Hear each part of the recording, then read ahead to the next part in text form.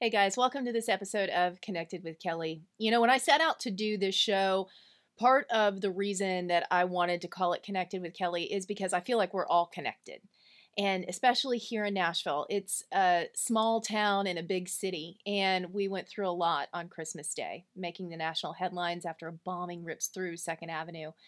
So today, I want to focus on a few of the stories of the people that were down there. And I also want to focus on how we can help them because so many of us feel helpless right now. How can we help these people? What do they need? And how do we move forward from something like this? And there are so many stories that we're just not hearing enough about. And those are the people that were directly impacted by that bomb blast. We've got Betsy Williams with us. She's the owner of Music City Suites. Your story, my friend, is incredible. Kind of walk us through what happened that morning. First of all, you live right at the same building as the Melting Pot, 166. Yes, 166, 2nd Avenue North, which is the Ray, known as the Ray Building. It was built in 1888. She's been a good old gal. It's been gone through periods of good times and bad times and neglect and care. I mean, but she's still been standing. She's still standing today, but we don't know exactly what condition that is right now until we're able to get in there. But you're actually living in 166, and then you also have some Airbnbs that you do there. So how many different units are above that? There are 11 apartments up there, and this building was actually developed in its current format or with apartments on the 3rd floor. Laser Quest had been on the 2nd floor, and a restaurant on the 1st floor, and Melting Pot has been there since 1994. And there are 11 apartments up there, 2 of which are about 3,000 square feet each that overlook the Cumberland River. And that's actually the back of the building. That's the back of the building there that overlooks the Cumberland that you have up right now.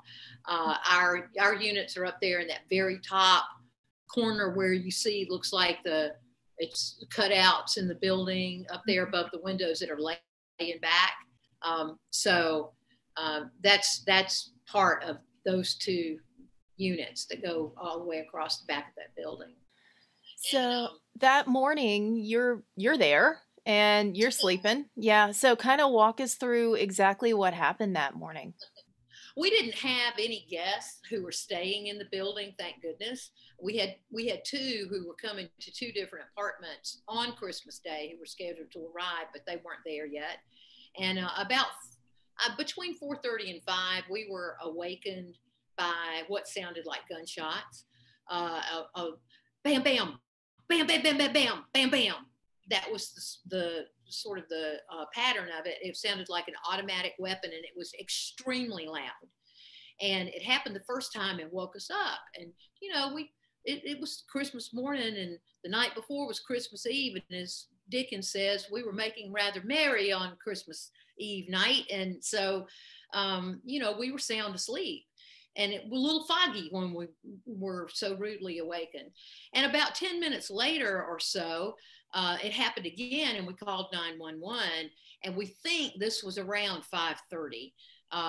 And so that we heard the second series of shots. And then a few minutes later, we heard the 3rd series, and we called 911 again. We were looking out the window, and there was this white RV that was parked across the street, and it started, sound started coming, voice started coming out of it that was a computerized woman's voice that said, evacuate now, this vehicle will explode, this vehicle contains a bomb. A movie. Like The Purge? Yeah. Evacuate now. Keep watching the windows. Evacuate now. Stay clear, vehicle. Stay clear, vehicle. Do not approach this vehicle. Don't minor offenses. And so, my son was also visiting. He was in another apartment, and he came down the hall after the second series of shots, and then we started going to from one apartment to the other, all the way across the front of the building, because there are 3 apartments. There's 3 loft apartments that overlook 2nd Avenue in that building. And I live in one of them that's closest to the spaghetti factory. So it's the furthest southern located apartment. And he was staying in one that was closest to, that was the northernmost apartment. So he comes down there. We're going from one apartment to the next, looking out, raising windows, trying to hear this completely. And then, we're going, what should we do? Should we leave? Is this a hoax? What, and so we were continually calling 911 throughout this process. I think we called them a total of 4 times, just to see, what should we do? What should we do? We're hearing this. What should we do? And so then after the 3rd series of shots, that was when the voice started, and then the countdown began. This vehicle will explode in 15 minutes. Well, I went and got my older sister out of apartment 11. She was in the big apartment that you see that was overlooking the river. We blocked that off for the month of December. Enjoy family Christmas up there. It's all decorated with a huge Christmas tree. All of our presents were under the tree. Our stockings were ready for us to come in and enjoy. I had breakfast all ready for the morning. And so we went and got her, and we got out of there in our gowns and pajamas and bedroom slippers, and got on the elevator when there were 11 minutes, and our cat. Oh Lord, yes. Mavis, our cat. And who's a little bit of a hellcat, I just have to tell you, but she was remarkably calm. Good. Yeah. And got in the elevator when there were 11 minutes left on the countdown, and went down to the basement, came out the First Avenue side, because we didn't know if there was an active shooter outside. I mean, we had no idea, and we didn't want to get involved in that. So I parked my car in the basement of the quarters, which is located at 178 2nd Avenue North. And so, we went in there, and there were some people. In fact, one of the property owners who owns 170, 172, 174, 176 2nd Avenue North, the buildings that were really obliterated. He and his family were up here visiting for Christmas. Yes, that's his building right there, those buildings. And they were up here visiting for Christmas, and they were down there trying to get all of their things together, because they have units in the quarters, and they had been notified by the police. The police had come in there, knocked on the doors, gotten them out. They were down there trying to get out. Anyway, we left. Didn't quite know what to do, but wound up going across the Woodland Street Bridge over to Nissan Stadium and parking over there where we could see the back of our building, mm-hmm. and sat there for a period of time, at least 20 minutes, and then said, well, that was a hoax. Guess we're going to go back across over there. We'll just go back in. This will be a little excitement on Christmas morning. And so we crossed over KVB Bridge and came down 2nd Avenue, and it exploded. And we saw the explosion and saw the fireball go up above the AT&T building. I mean, it was just, and I mean, we just went,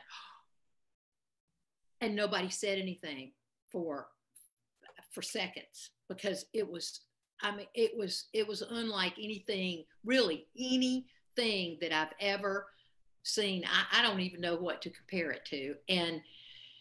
And so we sat there for a minute at the intersection of 2nd and Broadway, and then the emergency vehicle started coming, and we said, we need to get out of here.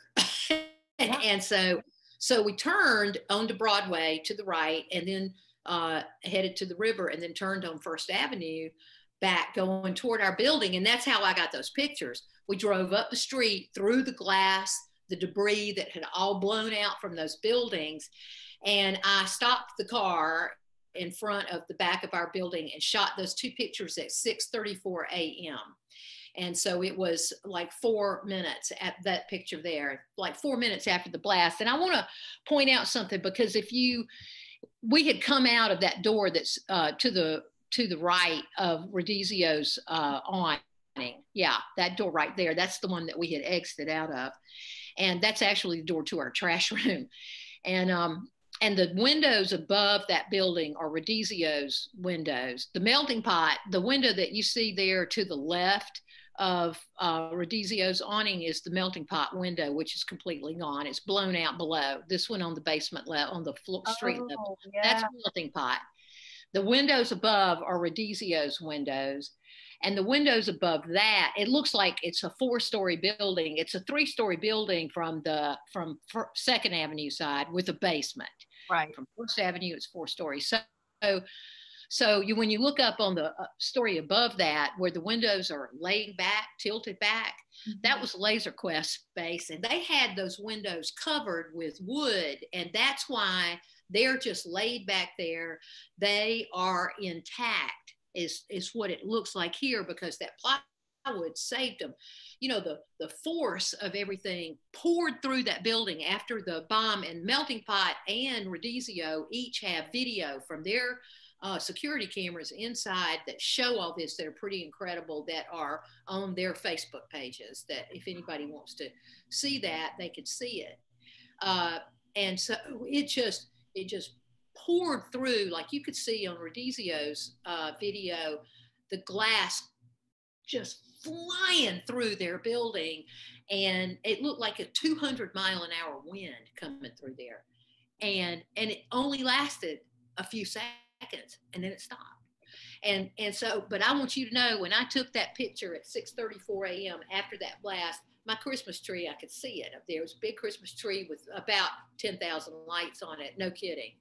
And it was still lit and still standing upstairs, up there on the very top where where that thing is. So, you know, so we're hopeful if we can enter the building from the backside, which I don't believe is as structurally compromised as what you see in the front, that we can at least retrieve some of the things from up there that are in that apartment. I know we can't access my apartment on the front of the building, because if you'll go to the front of the building, that's the Ray building. And you can't see it very well because they took it through the screen, whoever took the picture. This was a picture that was made during the governor's visit down there. And the entrance to the building is there on the left. That was the entrance to our space upstairs and to Laser Quest, and where the elevator was. And so the apartment that you see that's on the 3rd floor up there, that's the one that my son was staying in. And you can't tell this from the picture here, but the front of the wall, the front of that building now, the wall is tilted back.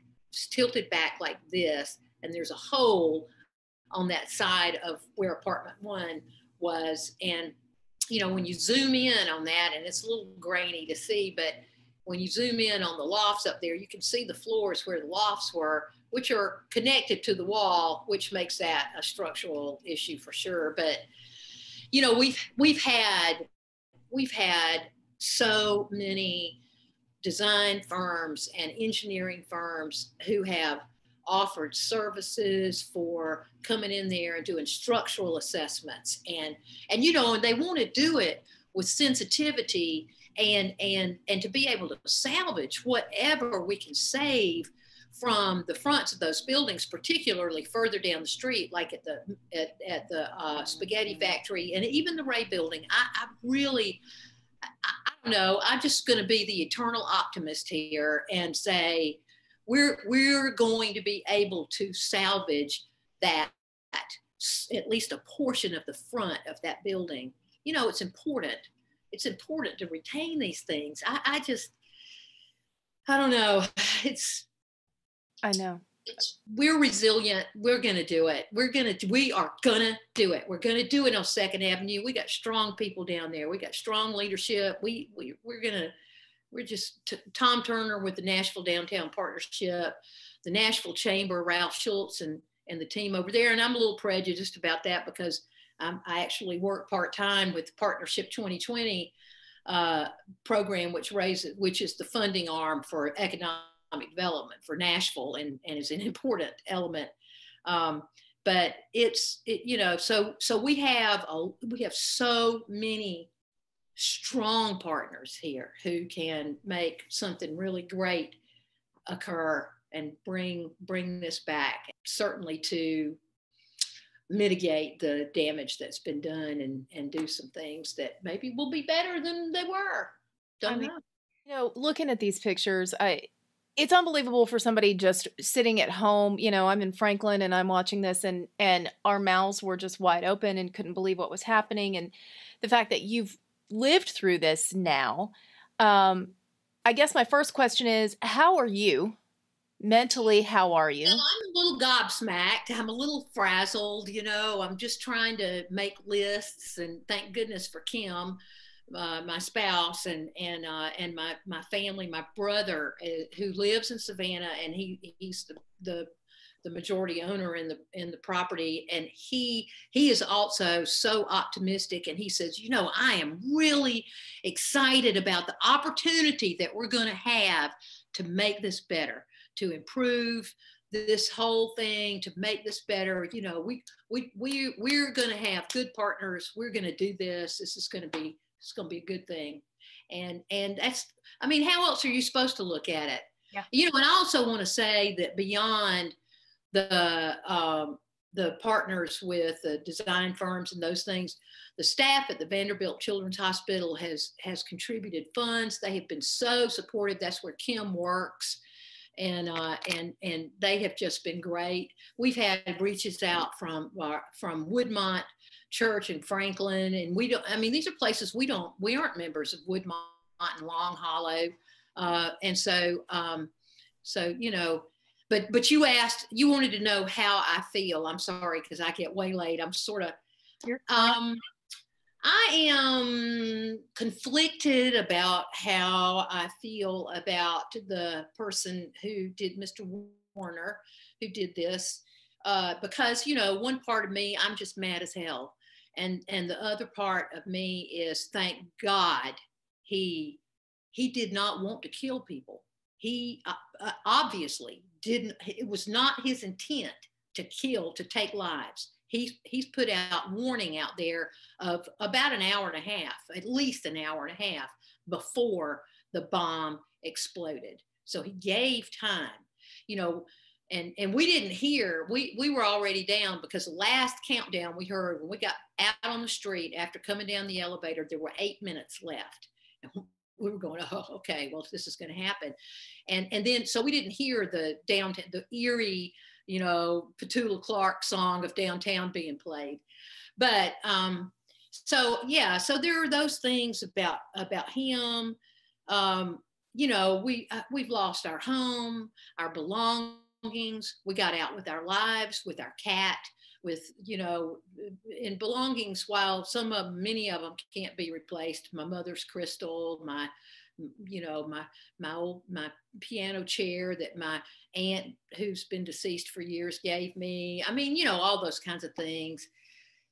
They're just things, but they're what make up your life. You collect them, you enjoy them, and so the sense of loss is really, can be overwhelming at times. The task at hand and the task before us is going to be overwhelming. There are going to be peaks and valleys, just like there are in all of life, just like all the folks who were touched by the tornado and affected by the tornado in March. We have set up a GoFundMe that's, if people want to look at that, it's Betsy Williams Nashville. They can Google Nashville Betsy Williams GoFundMe, and we set that up for the purpose of helping and really we're going to give the funds to our maintenance and housekeeping people who are contract employees, and so therefore can't apply for unemployment. And that's the thing, Betsy. I think that right now, Nashville as a whole, we come together. I saw something the other day that said, I don't know about you, but when I see Nashville Strong now, I got to figure out, are they talking about the tornado, the pandemic, or now this? So, you know, and to borrow words from a friend that's a songwriter, he said, we heal as a pastime. That's what we do as a city. You know, That's true. so we're all coming together and we want to help each other. And so many of us do feel helpless because we don't know, how do we help? We can't go into this area yet. We Right. can't help pick up debris, which is, you know, what all of us did after the tornado. We were there in North Nashville and East Nashville and picking up bricks and helping any way we could. We can't do that yet. So the GoFundMe page to help, that's one way I know everybody feels like, all right, I can do that. You know, I know that I can do that from sitting in my home. I know there are GoFundMe pages as well for the employees that have worked at Rodizio's, that work at Melting Pot, that work at all the different places. I mean, we've got, I think, 41 different businesses that have been affected in some way, shape, or form. So we're going to find out all of those and try to get those pushed out for people that want to help. I know. $10 boutique, the Essentials store. Sandy and Jeff Lee own both of those businesses. They are great business owners, and they've been completely obliterated. There's no chance that those buildings can be put together with some, nails and screws. It's gonna be demolition for those buildings. But and also the Pride and Glory and Hooters. I mean, yeah, it's a thing. You know what? I'm so thankful that I got to talk to you today, because I feel like a lot of us are still heavy-hearted, but seeing that you've got that fighting spirit, knowing that you're going to lead the charge, I have no doubt Second Avenue is going to come back now. I have no doubt in my mind. Knowing that you're in the mix, I feel very confident now. And anything that you need, you let us know, because Nashville and the surrounding community, Middle Tennessee, all of us, we're going to rally around and make it happen. Well, thank you so much, Kelly. I really appreciate that. Nashville's a strong town. It's a beautiful, historic street that holds a special place in a lot of people's hearts. And we just, it's just really sad. And I don't know if his intention was if he knew that what he was going to do was going to, it must have been, because he was warning everybody, but that he was going to completely destroy the historic fabric that you can see and touch. That's what's so important about retaining the historic and architectural integrity of our old buildings and our old areas in Nashville. It's so important to do that. And then of course the lives and livelihoods of so many people down here. Yeah. I don't know, but. Well, we're so thankful that you guys are safe, that Mavis is safe, that everybody got out. Thank God for all of this. Yes. Yeah. Amen. I thank you so much. Thank you, Betsy. Thank you, Kelly. She's not the only one that lived through this. In fact, we have another friend that's joining us right now. His name is Buck McCoy. I've known Buck for several years. He plays at a lot of the honky tonks downtown. He's been a part of a few of the shows that I've hosted here in town, and his video was the first video that I saw that morning. So, Buck, how are you? And kind of give me the backstory. I mean, I've seen the video, but what was happening that morning? I heard the gunshots, and I went to my window and looked out, and I don't see anything. I saw a little snow out there, and then I went back to bed, and then within 10 minutes, it just, the windows came through. The glass, the water was going all over the place, and I was in shock. I got out of bed, and the glass was on the floor, and I didn't realize it, and my feet were being cut, and I didn't even know it, so there's like blood all over the place. I get a cut on my hand, there's blood on my bed, and I'm thinking, is this it? This is it. This is how it's going to end.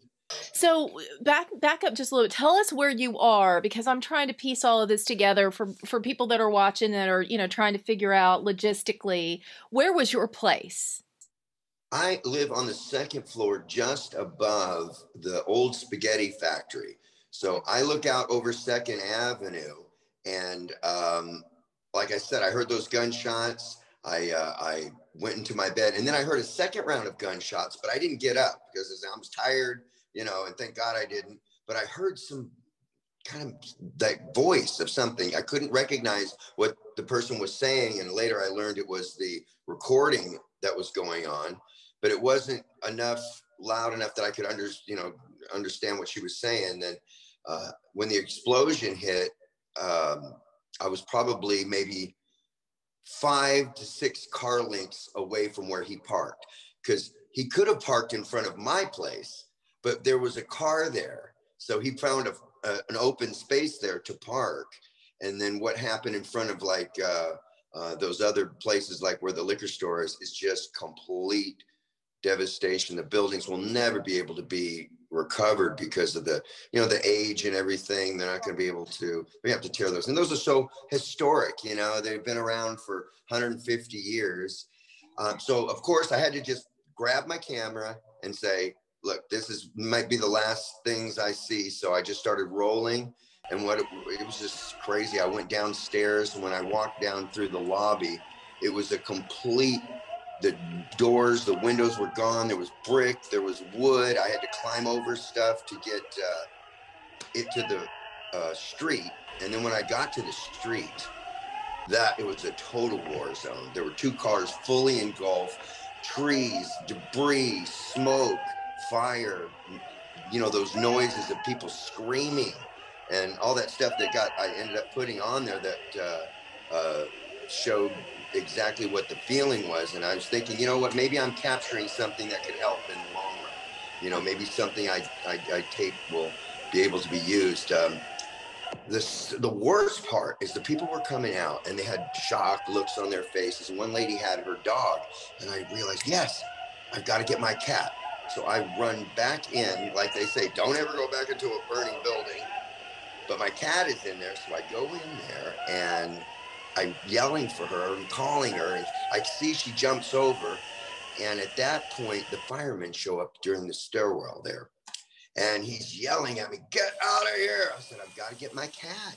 You get out of here. This place is going to collapse. You've got to run. So that kind of scared me. And I just, in a daze, just walked out. And I was completely drenched from head to toe, because the real damage came from the water system that was coming down on my apartment for hours and hours and hours. So everything I owned was drenched. The guitars were blown up. The computers were soaked. The clothes were gone. I luckily grabbed my credit card and my ID, because that was right by the door. So I said, looks like I'm not going to be coming back here for anytime soon. So unfortunately, I have not been able to find my cat Molly, and got, all the things out, trying to find her. I had a psychic give me a text today, and she says, Buck, your cat is very close. She's under a car. She's okay. She's alive, which made me feel good, because at this point, I'm like, as long as she's alive, because it was so cold that night, and my cat has never been outside. She wouldn't know what outside looks like, So well, I hopefully somebody can find her and get her back to you. I want to back up a little bit, because obviously this was just such an incredible moment. And I know that you were terrified when you came downstairs, but you had the wherewithal to start filming. So you've got this video. One question that I have, because I watched your video, immediately I'm like, oh my gosh, I know him, and what's going on? Holy cow.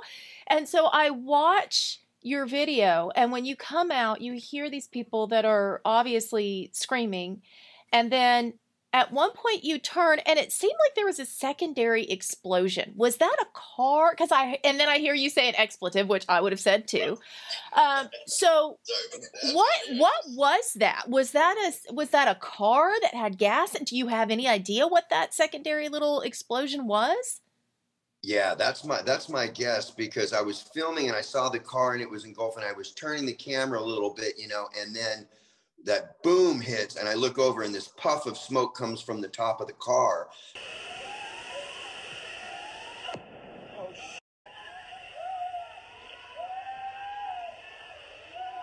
So it's either a gas or maybe a fuel line, or maybe the airbag, has things that make that kind of noise and stuff.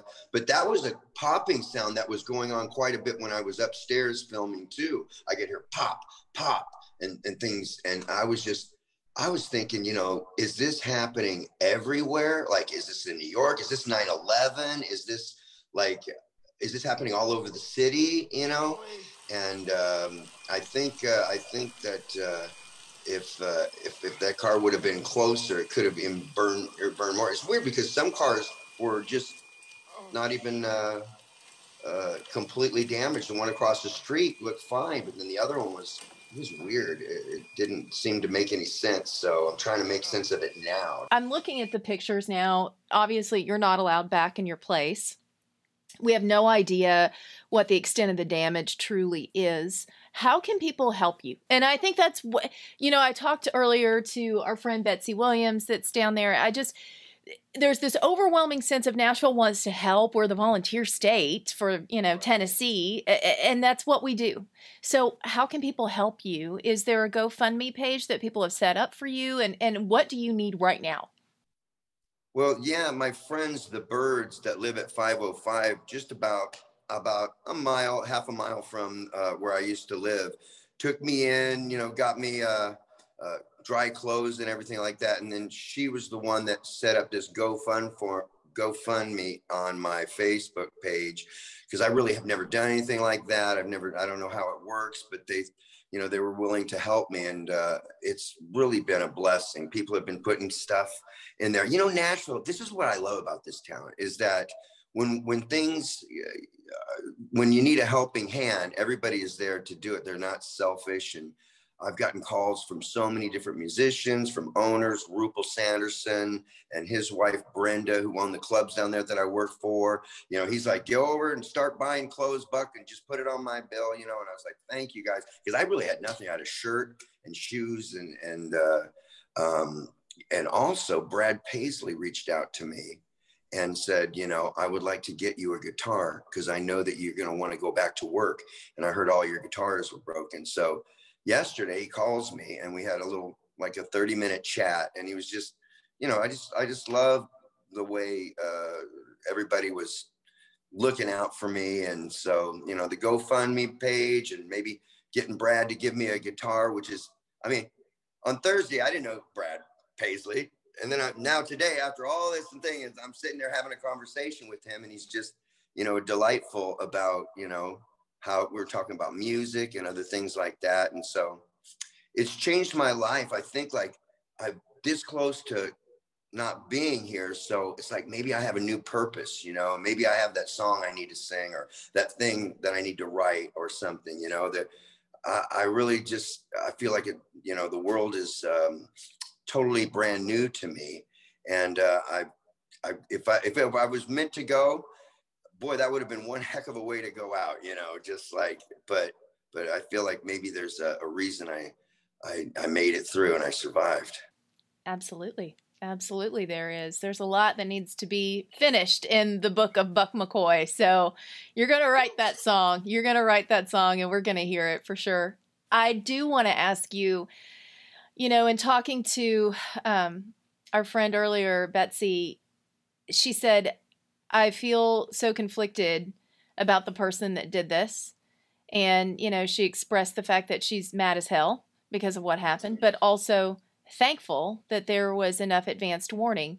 You didn't get to hear those warnings, and you were actually in the middle of it. What are your feelings toward the person that did this? I guess it's just one of those things where somebody's just not in their right mind. And by thinking that he's warning people to get away from his vehicle, it was almost drawing me to his vehicle because I couldn't understand. So I might have been trying to get closer and closer to what are they saying, But I know the police were going door to door trying to get people out. They weren't able to get to our place, but they put themselves into harm's way. But it's like the Las Vegas thing, when you're going to a country concert and Jason Aldean's on stage and some guy decides he's going to take out 50 people and you're just in the wrong spot at the wrong time. I'm like angry, I'm upset, but I don't think that that's going to help me get past it. It's like, you have to look at it as there's a purpose for, I think, everything that happens, and God is in control. And sometimes he has to shake things up for people to realize. But you know what, the thing that it's done to Nashville is we've gone through the tornado, we've gone through the COVID, we're just starting to get back, we're getting that energy going, and then this happens and it just puts a downer on the whole mood downtown. You know, usually there's bachelorette parties and birthdays and everybody's, you know, New Year's is coming, let's get back into it. You know, we're sick of being cooped up. And then this comes along and it just takes the spirit out. You know, it takes that, you know, everybody's kind of walking around like zombies, and that's not what this town is about. You know, there's an energy here that you don't get any other place. And that's why, you know, we live here. That's why people move here. That's where, you know, it's the hottest city that everybody wants to come to.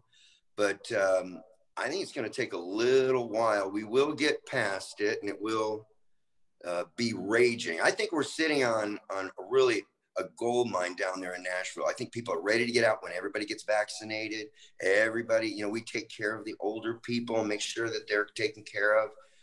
And then this city's just going to go on fire, you know, and people want to get out. They want to go back to their normal lives. I don't even want to check from the government anymore. I'm sick. I want to work, you know, I want to play. I want to be out there. I can't take this any, you know, cooped up and being afraid, all this, you know, I'm over it. Yeah, I get it. I get it, friend. Listen, hey, I'm just happy that I get to have this conversation with you. I'm glad that you're okay. I hope that we find Molly. I'm going to put her picture up so that people can keep eyes out for her. Our GoFundMe page, for sure, if people are out there and they want to donate, that is a good way to help. And if you need anything, you know where to find us, because Nashville's rallying behind you. My vision is, I'm going to put this into the universe, that we have a huge block party when this is said and done and you're the headliner. Oh man, that would be great. I think that once we get this thing rolling, we'll put the pieces back together the way it was before. And it's even going to be better than it was before, because now we really we know what the important things are. They're not the trivial. As a matter of fact, I even called some of the musicians that I'd had little beefs with here and there, you know, and I just said, look, this is stupid, you know, and I love you. And I'm not afraid to say it. You know, it's like that song I do at the end of my sets, that Tim McGraw, the Live Like You Were Dying, because you really don't know, you know, the last thing you think is going to happen could happen. So just live every single day with love and be humble and kind. Thank you, Buck. We're so glad that you're okay. Best to you. For all of you that are watching right now, I'm going to put all of the information about how you can help. Also, know that there's the Community Resource Center of Nashville. They're posting how you can help in ways that you can donate. The GoFundMe pages for Buck, for Betsy, for a lot of the employees of the restaurants that are no longer there. I'm going to post those as well so that we can get through this together. Remember, it's more important now than ever before to stay connected with all of the people and things you love the most.